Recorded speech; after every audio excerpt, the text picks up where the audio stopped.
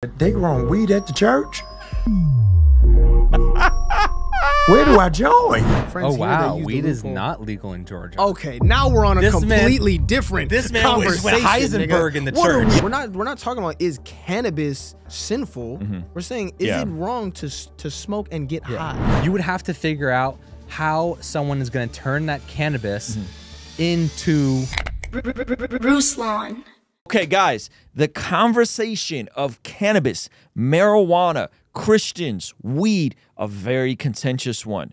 Wow. We've been having this conversation for years, literally on this channel. We've been having this conversation for years. Now, full discretion, show my bias, show my hand. I don't consume cannabis. I don't smoke weed. You can see my video about that. But there was a viral clip today by Pastor Jamal Bryant, and he says some rather interesting things about this conversation of cannabis. We're going to jump in and look at it, and me, Zach, and John Keith are going to share our thoughts. This is on Instagram. This is from The Real Earthquake, and this is a short, to be fair. So I don't know if it would have made much difference in terms of context. And but let's check this out. New Birth is the largest land-owning black church in America. Wow. And so my position to my deacons is, why aren't we not raising cannabis? Be able to bring in black males. They're able to do it legally. I'm teaching them farming. Oh my God. I'm helping them to enhance the ecosystem. This is the kind of conversation. So if the guy, black boy in Bankhead said, they growing weed at the church? Where do I join? Yes. I don't need no pamphlet for him. That is the new Little Caesars to youth group model.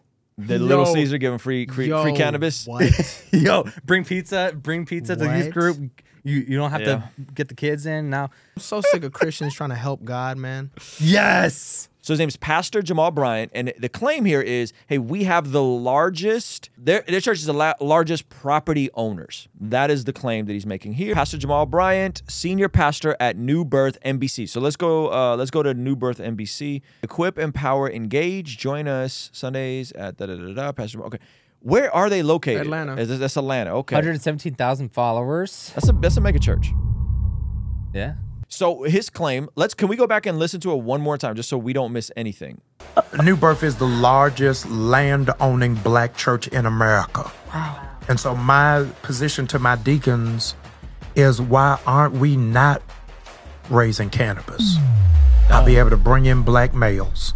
They're able to do it legally. I'm teaching them farming. Oh my God. I'm helping them to enhance the ecosystem. This is the kind of conversation. So if the guy, black boy in Bankhead said, they growing weed at the church?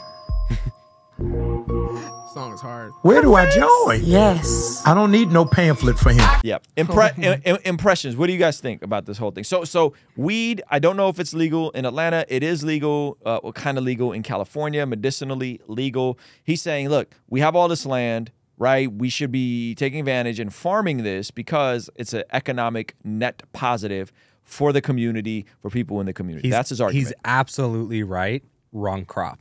Wrong? like 1000%. You can grow a bunch of stuff. You can provide for the community if you really got that much land. Yep. You can even have cattle. You can provide fresh meat to the community at the same rate that whatever, right? You could give people manual labor and get their feet in the dirt and their skin in the vitamin D. Okay. And teach them the same things. And then you could here's an idea if you got a lot of land and you also want to teach people agriculture. Create like a production barn, right? Like get people in the dirt, working with their hands and appreciating kind of where food comes from, but also create a space where it's we enjoy this. There's a mix. You're in agriculture and then you go inside, you get to create, you get to do some music, you could shoot some videos, create a production space. If you got land, that's my dream. Yeah. But weed, I get it. I guess the other ones aren't very profitable. Yeah. You know what I'm saying? So that's I actually was literally having this conversation with my pastor last night. Okay. Oh, that's awesome. Crazy. You're thinking about growing weed in the backyard? Yeah. I was like, yo, we got to start growing weed. Community farm. We don't even have a building. No, no. We were talking about the conversation of Christians smoking weed. Okay. And he brought up a good point. You know what I'm saying? Because he comes from a background, and I don't think he'd have a problem with me sharing this at all. He comes from a background of he was heavy on drugs, hallucinogenics, and all that kind of stuff. But he said the gateway for all of that was crazy. No, that was This incredible. man Zach made a bong sound with this. Yo, you're wild right now. Nah, that bro. was hard. Wow. That was all hard. right. And Good this man job. was flowing too. Go ahead. Yeah, you know what I'm saying? It's a for a lot of people, it's a gateway. Like it's a gateway drug. You know what I'm saying? Like into messing with a lot crazier stuff that'll open your eyes up to stuff you're not prepared to, you know what I'm saying? But just beyond that, like my problem is like, and I've heard all the loopholes. Like I've heard all the loopholes about why Christians can smoke weed.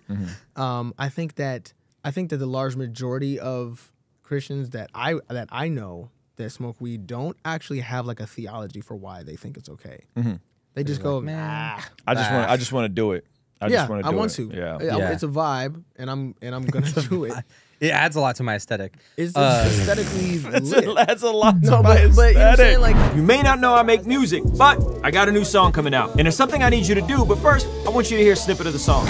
I went from being a porn addict to sharing the gospel with a porn actress who was criticized for being low status by the same OnlyFans who treat us so lavish. I'm confused. I swear y'all thought he did doing podcasts, hot takes. He still can rap. Now, in order to get this song to the top of Spotify, I need your help. I need you to click the link below or go to RuslanToTheMoon.com and pre-save this song. What is a pre-save? It means that this song will be added to your library to remind you to listen to it the day it comes out. And it also tells Spotify's algorithm that millions of people need to hear this song. So help me promote Christian music that contextualizes the gospel and will help change lives by going to RuslanToTheMoon.com or clicking the link below. Oh, they got me with the dramatics. You know that like I'm thinking about this. I'm thinking about a lot of people go, oh, I smoke weed because I got anxiety, or oh well, you know what I'm saying? Which, by the way, I think it's fairly documented that weed makes anxiety worse. No, in a I lot was of just people. about to say the Yeah. majority of people that have said that to me, they literally say,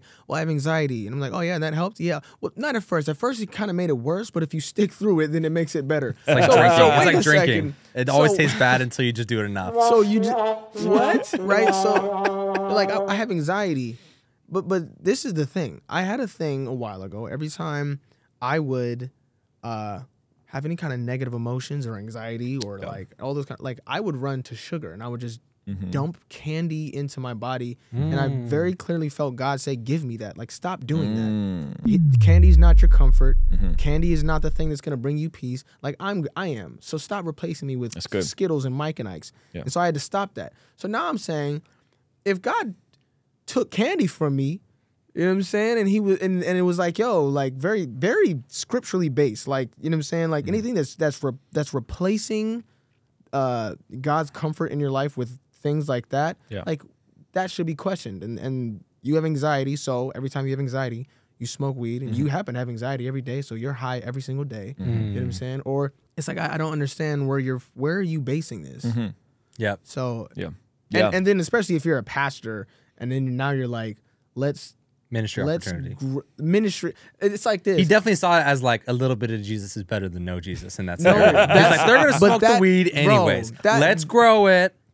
That mindset is so dangerous. There's a ministry I know of that I don't know if it's still a thing. I hope it's not a thing. That was handing out clean needles to heroin addicts.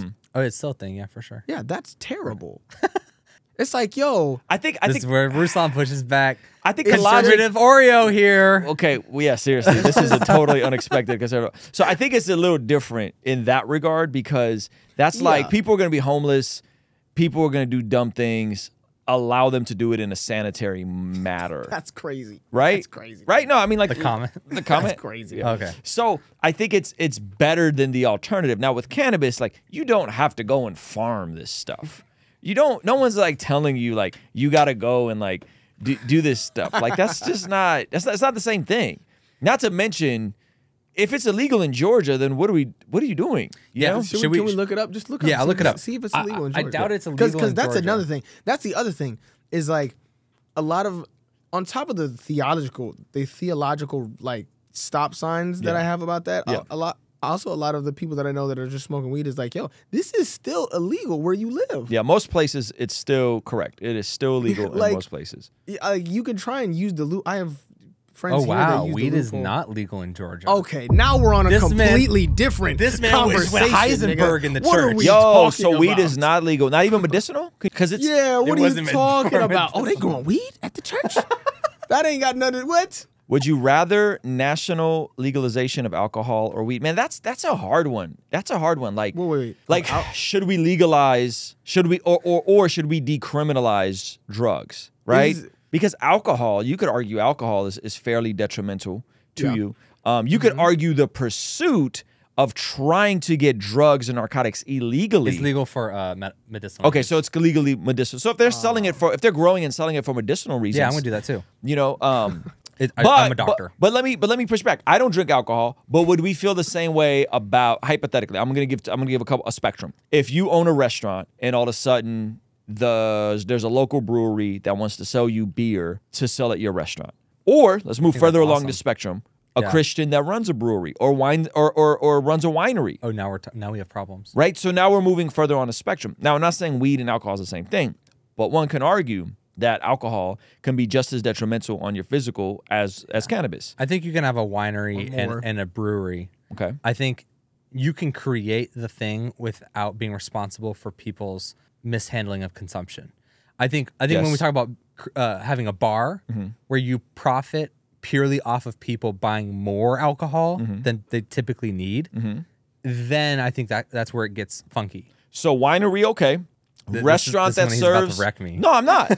I'm honestly just Ben being curious. Shapiro. Winery, okay. Restaurant that serves alcohol, okay. Bar or brewery, not okay for a Christian. No, not brewery. I didn't say brewery. So you're okay with the brewery? Breweries are very close to restaurants or wineries, where they'll also serve. They'll have food, and then they'll do tastings. Okay. But very little people go and get drunk at a brewery. Okay. I think. I could be wrong. I could be wrong. But like people usually go and get like this the same way the person that's gonna drink Rockstar from 7-Eleven is gonna be a completely different person that wants a nice espresso from the hipster coffee shop. Totally. They're not going to the hipster coffee shop to get buzzed on caffeine. Yes. They're going to like experience the beautiful vibes. roasts. Yeah. And then same with in my perception, I could be wrong. I haven't frequented breweries. I feel like they're, they have the hops, they have the big buildings. There's different types of breweries too, as well. To be fair, okay, yeah. There's different types of breweries. So all I'm saying is, if it's medicinal, and you're literally providing a medicinal service to folks that actually need this medicinally, which is what would happen in Georgia. Zero problem with that. So you would have zero problem with this guy. I actually would want to do that. You would want. Oh, my brother-in-law grew weed for a little bit. Okay. And they stopped. He's an urban farmer. He actually has like a farm, and they donate a lot of crop to homeless and because and it's shelters. just higher profit margin. Like No, weed just he didn't sell weed. He didn't sell weed. I'm saying he grows like real food, and then they donate that. And then on the side, he's like a huge agriculture buff, and literally grew weed, and grew weed, and doesn't do it anymore. He just did it for a pass through, and they're like, we're not really interested. Okay. Whatever. But I'm saying, but is the margins better on cannabis? oh, 1,000%. Okay, they are better on cannabis. Yeah, the weed is gonna be so much higher. Yeah. I joke. So you would be okay with that for medicinal reasons? I think so. Okay. Roughly because it interests me. Okay. But generally no. Like my wife would never let me. And I also don't really. So I think the logistical side for it to be like, let's now bring this to mentorship and talk this through would be, you would have to figure out how someone is going to turn that cannabis into microdosing sized edibles that are only going to be sold for medicinal use. The problem is you're probably not going to find that. You're going to find a dispensary that accepts medicinal use, but people are going to be abusing that regardless. And you're just packaging things the same way you would package Sour Patch to look beautiful on a shelf so people buy it and they eat it, not for medicinal use. You don't take ibuprofen because it tastes delicious. Right. I've heard. I don't know about this, so I'm asking this as a question. I've heard that you don't need. Well, I've heard that the THC specifically in like weed doesn't have any health-like benefits to it. That it's typically the CBD. It's the CBD for the health benefits, but THC, I believe, helps with appetite. So folks and THC typically unlocks CBD. So you kind of got to take them together. Yes, but you don't have to. Like I knew someone that had took CBD oil, right? Because they had really bad anxiety, and I went and purchased it for them. And they specifically, when you're talking, you can get this stuff that's the ratio is 0 THC. It's all CBD. For the CBD oil to work with the pain or anxiety or whatever it was, is that it has to have a little bit, like 1/16, one THC to 16th CBD, and that you're not going to get high off of it by any means because the ratio is so small. So small, yeah. But you do need some THC to activate the CBD properly. Okay. And I'll tell you, it worked perfectly. As a cream, it was the oil is a tincture under the tongue. Interesting. Under tongue, it absorbs and then you swallow, and literally like because this person had to get back on like anxiety medication. Yeah. And they needed to act faster though, and that it was amazing. Yeah. They weren't high; they were just like, "Wow." Yeah. So like, I'm feeling so much better. When that I think is so heavy in the conversation because it's like. You smoke for anxiety or you smoke for whatever. Not to mention the smoking in itself, I think. Not good. Is dangerous. Right. So it's like you're talking about this for these things, but you can get some of these things without getting high. Yes, correct. So I'm like, I don't even know why we're having the conversation. Correct. We're not talking about is cannabis like sinful. We're saying is it wrong to smoke and get high, especially regularly? Right? Yeah, I would say probably yeah. I think the idea, like I'm so interested in the idea of growing it. If I could figure out a way to have it literally distributed in like 1/16 THC to CBD tinctures. I need you guys to go follow John Keith on all platforms. Please do. It's important that what we do here isn't just one-dimensional. Like YouTube is amazing, and some of you guys watch on Facebook, and some of you guys watch on other platforms. But I want you guys to get a fully immersed experience, and that incorporates art and music into your day-to-day life. And so if you're not checking for John Keith, Indie Tribe, No Big Deal, there's so much good music out there. Okay? And Talk so nice. Be sure to follow him. It's JONKEITH on all platforms. Hey, this clip is from our daily after party stream. If you enjoyed it, consider signing up for our Patreon community for only $5 a month, where you get access to the replays of our daily after party streams, as well as the uncut extended versions of our podcast, Discord access that's private, and a discount code for our merch store, only $5 a month. And ultimately, it's the best way to help us contextualize the gospel of Jesus using media, podcasting, and of course, YouTube. The link for that is in the description or in the pinned comment. Now, if you're like, meh, I don't want to sign up for $5 a month. I don't need another recurring subscription. Listen, I get it. You could also make a donation using PayPal, Cash App, or Venmo. But we really want to get you on Patreon. I promise you, the perks are amazing. You should get on there. It's only $5 a month. I'll see you over there, all right? Peace.